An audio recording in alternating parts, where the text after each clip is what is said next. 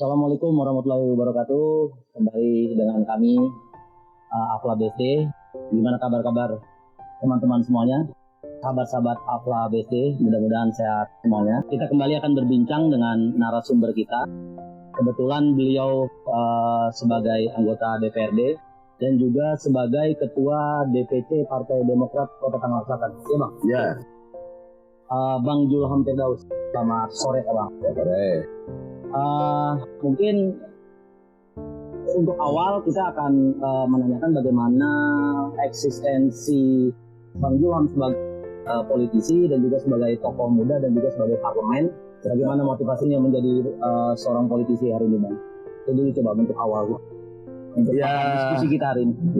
Tentu kan semua posisi itu kan adalah sebuah proses ya. Iya. Sama dengan saya hari ini. Ada amanah-amanah penting yang Allah titipkan dari hasil ikhtiar dan banyaklah disyukuri dulu. Kalau udah pada yang bersyukur untuk menerima posisi yang kita rasakan hari ini, tentu kan ada sebuah niat cara untuk melakukan yang terbaik gitu, dari apa yang dipercayakan kan. Sebagai ketua partai tentu ini adalah amanah besar, tapi saya bawanya enjoy gitu. Iya. Biar itu tanggung jawabnya agak berat ya. Oh sangat gitu. Karena kan kita kan membawa marwah partai, ya kan, membawa visi misi partai, membawa arahan-arahan pimpinan yang tentu ini benar-benar harus harus matching gitu loh dengan apa yang terjadi di masyarakat.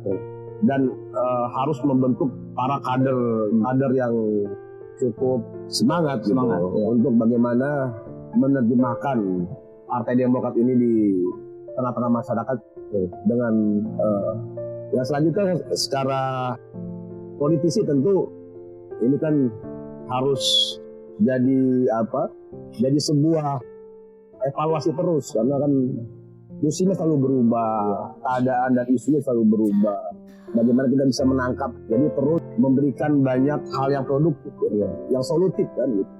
Jadi, politisi itu kan bukan hanya menghitung bagaimana cara menang, bagaimana cara dapat elektoral dan popularitas, tapi menghitung sangat cermat tentang bagaimana langkah-langkah dan cara yang produktif dan solutif ini menjadi solusi di tengah masyarakat. Jadi kalau aman-aman buat semua ya. Oh iya, kalau politik sudah bisa mengkalkulasi itu kan artinya kan masyarakat kan secara trust ya terus meningkat. Itu inilah ya kan, dan ini semua bersambung kepada tugas fungsi dari DPRD. Karena Dewan adalah bagian kepanjangan tangan dari partai, tentu melekat tuh amanah-amanah partai ya. Terusnya juga harapan-harapan konstituen. Bagaimana 3 fungsi ini menjadi satu alat atau senjata pamungkas gitu loh, ya, yang harus kita gunakan secara sebaik-baiknya, secara positif, ya. Karena dalam sikap politik saya justru kan mengedepankan cara-cara yang cukup humanis, ya, cukup bijak, santun, karena itu kan bagian daripada pesan Pak SBY, Mas Ahy kepada kita kader-kader utamanya, bagaimana berpikir santun yang baik, yang bijak.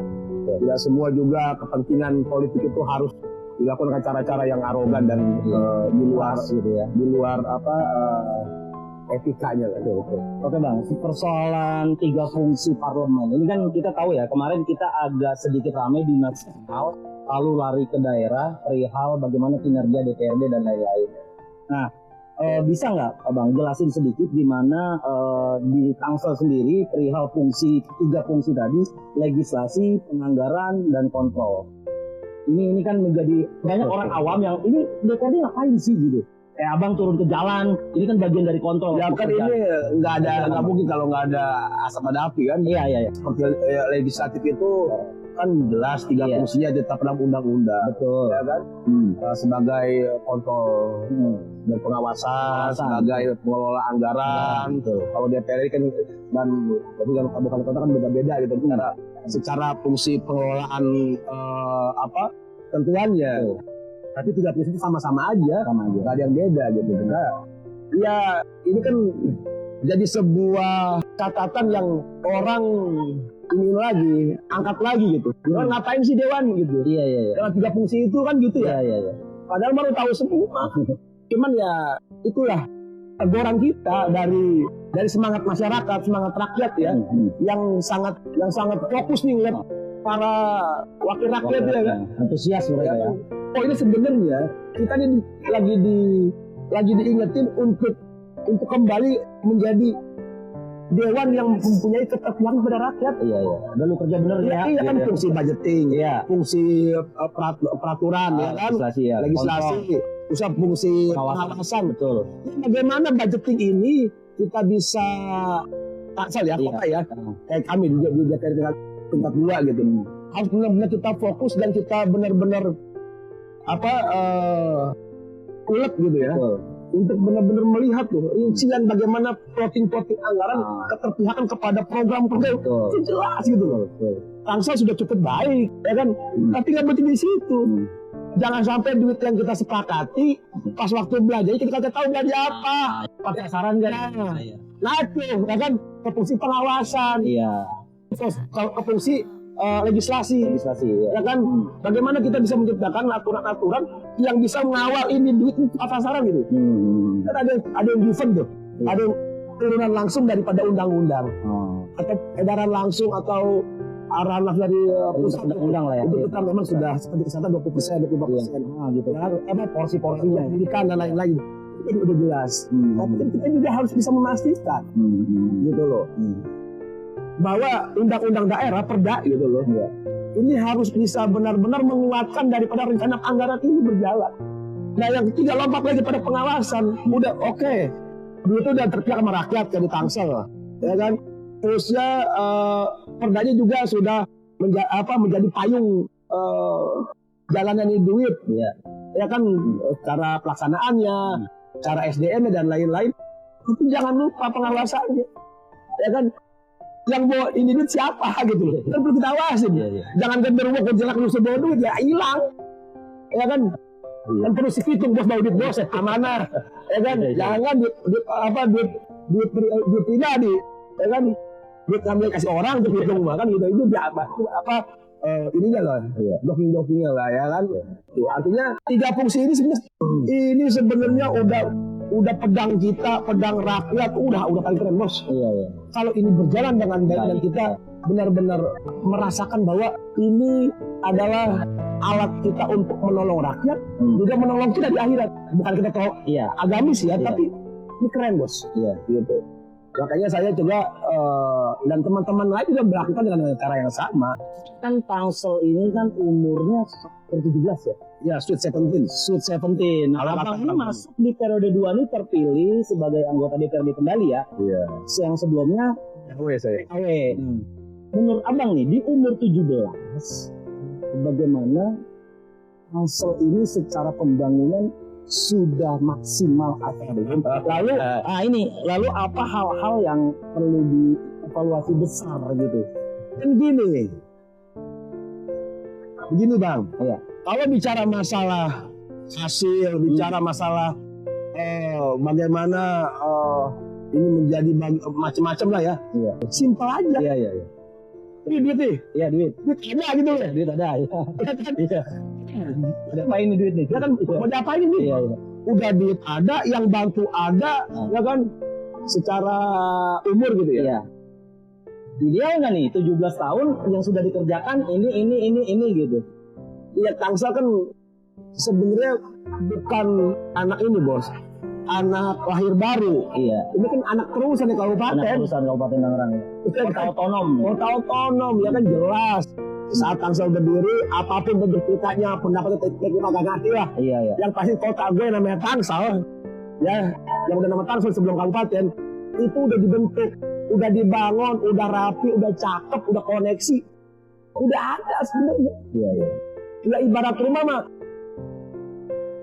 udah keisi itu semua tuh. Ada enak lah ya. Dapur, teras, kamar udah ada. Betul. Terus kalau semua udah keisi gitu, kita punya penghasilan bagus, ya tiba-tiba kita pusing gitu, mau bangun dapur, mau bangun ruang tamu, mau bangun taman, itu kan udah ada sebelumnya. Bukan untuk dibangun lagi, tapi bagaimana ditingkatkan, dirapiin, ada inovasi-inovasi baru, gaya-gaya baru yang dapat daya tarik. Biar rumah kita sama tetangga, sama siapapun yang lihat lewat, itu diminati, disukai. Nah, bukan hanya bagaimana menggenjot hal-hal pembangunan, ya kan? Tapi pengangguran semakin tinggi, kemiskinan semakin tinggi, ya. Bukan semakin tinggi, bertambah lah, ya kan? Atau boleh dibilang setak, kan aneh. Iya. Kan kita udah ngambil lagi kasur, ngambil lagi kompor, ngambil lagi apalagi lemari. Loh, anak masih nganggur, ada yang lapar, duitnya aja. Iya. Ya kan? Iya. Sebenarnya bukan kurang duit, Bukan. ya kan, kurang peduli aja, sama kurang peka, ya kan? Iya. Nah, ini kan kita harus sama-sama mengingatkan atau mencontohkan. Kalau saya sih kan cuma mencontohkan dah, ya kan? Ya gue sama kampung gue sendiri gue lakuin lah. Tapi ini kan bukan jadi satu ajang lempar bola atau main salah-salahan, ya kan? Lagi jadi evaluasi buat semuanya. DPRD biarin dah, gue lakukan apa yang gue bisa lakukan dengan fungsi gue. Jadi kalau kita ukur potret secara pembangunan infrastruktur, berapa persen sih? Umur 17 tahun, secara logis gitu ya. Sementara sebelumnya juga sudah dibangun waktu kabupaten. Iya, kalau secara logis ya, harusnya dalam jangka 10-15 tahun kan udah kelar. Yang namanya jalan kampung, jalan lingkungan, karena udah koalisi semua dengan para pengembang yang mempunyai unsur bisnis dan kepentingan penjualan. Ya kan, dan ada juga kawasan area yang masih ditangani oleh pengembang. Karena gini ya, secara geografis Tangsel ini kan 7 kecamatan ya.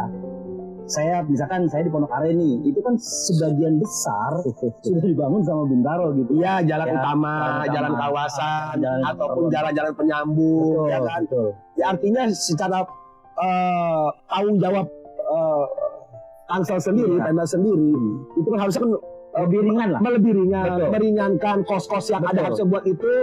Ini bisa kita geser, kita bisa tukar buat hal-hal yang lebih urgent ya, seperti kemiskinan, banjir, sampah, terus ya pengangguran, secara potret, ya secara sepengetahuan saya di DPRD yang terus saya membangun komunikasi dan dialog dengan Pemkot, ini cukup baik dalam laporan, cukup baik dalam evaluasi maupun dalam pendataan.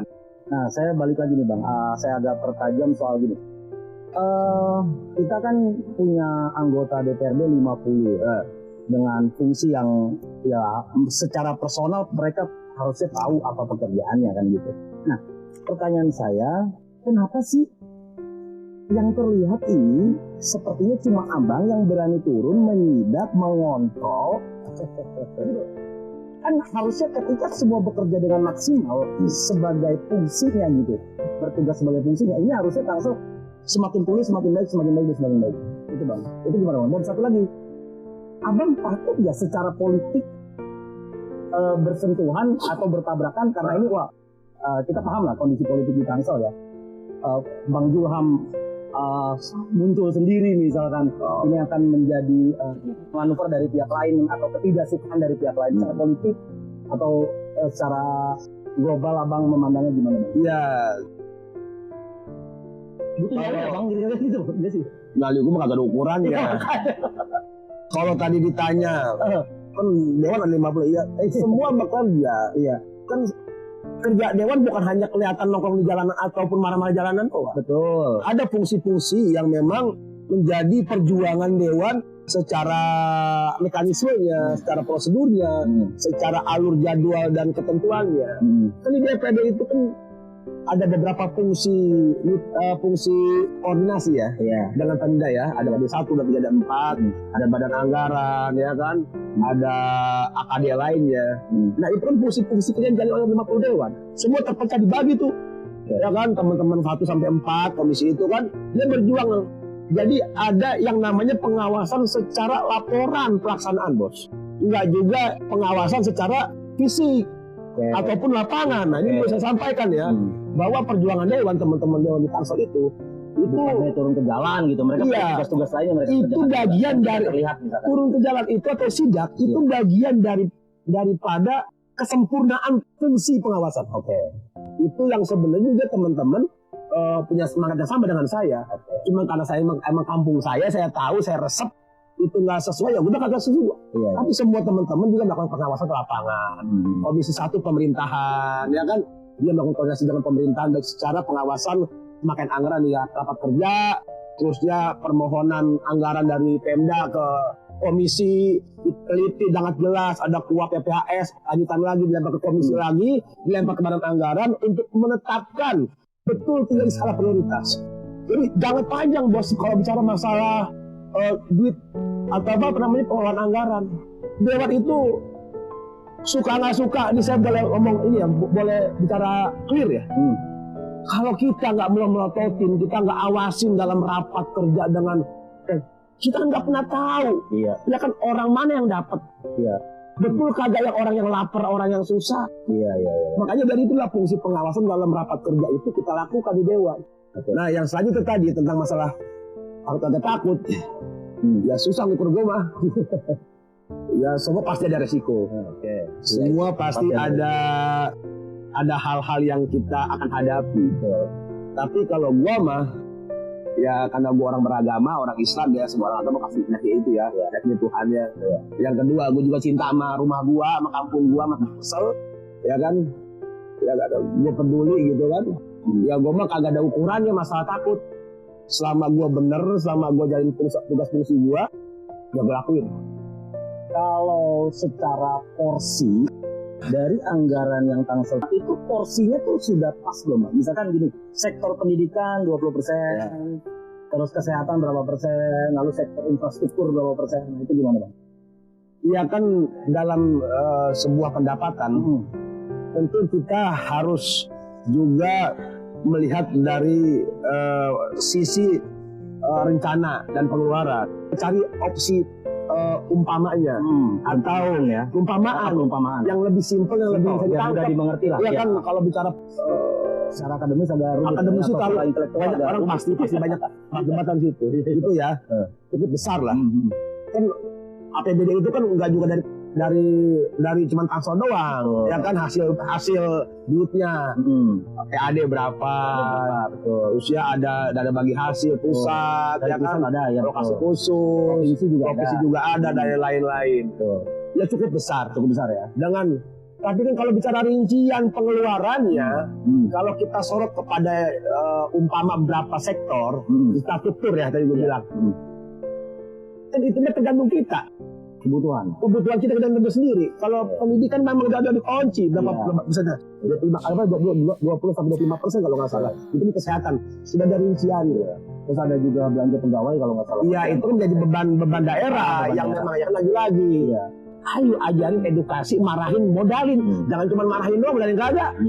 Ya kan yang cuma janji doang. Ya kan ngelakuin kagak. Kan berabe nih. Makanya leader itu, pemimpin itu ya harus jadi leader bos. Ya baru bisa bekerja. Betul. Kalau masih jadi pemimpin belum tentatif bos. Tapi kalau seorang leader dia pasti memahami, merasakan kan gitu ya, dan akan melakukan. Nah ini yang harus kita jadikan satu gerakan dan mengkapitalisasi gitu loh, hal-hal yang dapat meningkatkan daya ekonomi, pendapatan masyarakat. Jadi kalau tadi bicara tentang porsi, ya harusnya udah ideal ya. Ideal ya. Tinggal pelaksanaannya. Nah makanya untuk menjawab tantangan digitalisasi, keterbukaan publik, yang kritik rakyat, kita harus bekerja secara transparan, bukan hanya jembrengin itu angka. Tapi kita juga harus bisa benar-benar memberikan hasil yang sesuai. Yang terakhir nih, balik lagi kita ke 17 tahun. Apa nih? Ya Tangsel ini kan secara pengembangan, secara infrastruktur, secara pendidikan kita sekolah banyak di sini segala macam. Lalu apa nih harapan Abang nih Tangsel ini nanti ke depan untuk penyempurnaannya menjadi apa ya? Artinya masyarakat itu terpuaskan dengan semua infrastruktur yang ada gitu. harus Gimana? punya semacam formula, ya, dan harus punya semacam program rahasia, program unggulan, yang ini menjadi sebuah kendaraan, sebuah alat bagaimana warga Tangsel 5, 10, 20 tahun ke depan itu tidak merasakan banyak hal yang kompleks, hal yang sangat sulit. Kita nggak punya gunung, kita nggak punya batu bara, kita nggak punya laut, kita nggak punya tambang emas. Jangan tambang emas, pasir kita nggak punya. Udah habis teranggan dari dulu. Artinya sumber daya pendapatan kita cuma ada di investor gitu. Pembangunan perumahan. Kita kota metropolitan, bisnis kita di sini ya, merencanakan betul. anak cucu kita ke depan nih. Kan anak gue punya anak cucu. Jadi siapa yang bisa nyiapin gitu loh. Siapa yang bisa nyiapin arena Tangsel ke depan itu, dia bisa merasakan hidup baik, hidup tenang, hidup nyaman. Kalau besok pendapatan Tangsel itu semakin berkurang, dari mana kita bisa hadir pemerintah untuk nyuapin rakyatnya, sekolahin rakyatnya, kasih alat rakyat yang sakit, ya kan, kasih subsidi rakyatnya. Kalau duitnya kagak ada, kalau cuma bertanggung sama PPHTB, apalagi PBB, orang udah nggak ada kayak jual beli tanah lagi.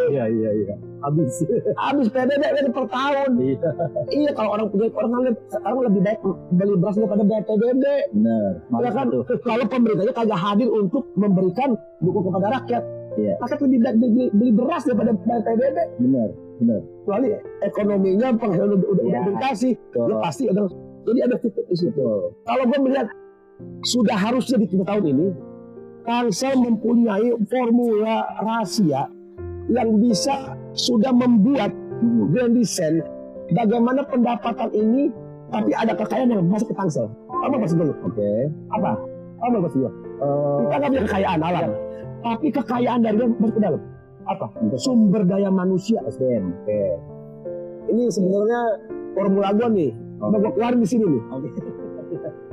Kalau Tangsel mau stabil tetap meningkat duitnya ke depan, kelola sumber daya yang masuk ke Tangsel, ya baik itu bahan pokok, baik itu pekerjaan, baik itu investasi, Tangsel yang kelola.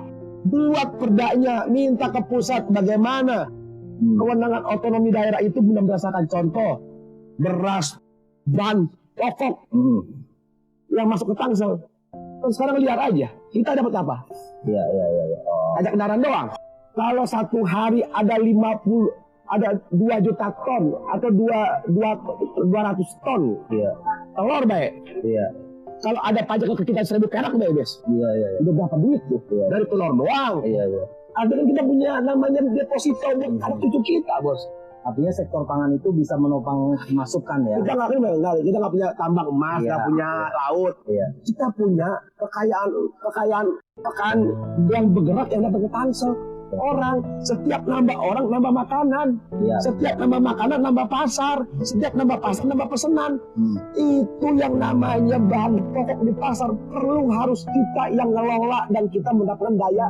Untuk mencapai ke situ, artinya kan ini perlu kolektif bersama dari DPRD dan DPR. Ayo, nggak ada yang mungkin DPRD menolak kalau bicara rencana itu buat perut rakyat, buat pendidikan rakyat, nggak mungkin nolak. Yang penting jelas, ya kan? Harus jadi kota yang mandiri. Yang dari mandiri itu bukan kelola anggaran duit yang benar, tapi bagaimana bisa meningkatkan pendapatan daerah dari sektor-sektor yang masuk akal. Yang tidak ada habisnya sampai apapun musimnya. Kurang lebih sahabat Afla BSD, ini narasumber kita yang cukup membakar-bakar sore hari ini. Terima kasih Bang Julham atas waktunya sore hari ini. Mudah-mudahan ini bisa menjadi masukan kita bersama bahwa kalau dari keterangan tadi Bang Julham, ya kota ini memang sedang terus berkembang dan juga perlu support dari semua lini ya, dari semua sektor gitu, untuk menjadi kota ini menjadi lebih baik di umur 17 tahun ya. Mungkin itu saja dari saya, Khalid Mawardi sebagai host hari ini, dan terima kasih Bang Julham Sama-sama sebagai anggota Dewan Kota Tangerang Selatan dari fraksi Assalamualaikum warahmatullahi wabarakatuh. Waalaikumsalam warahmatullahi wabarakatuh.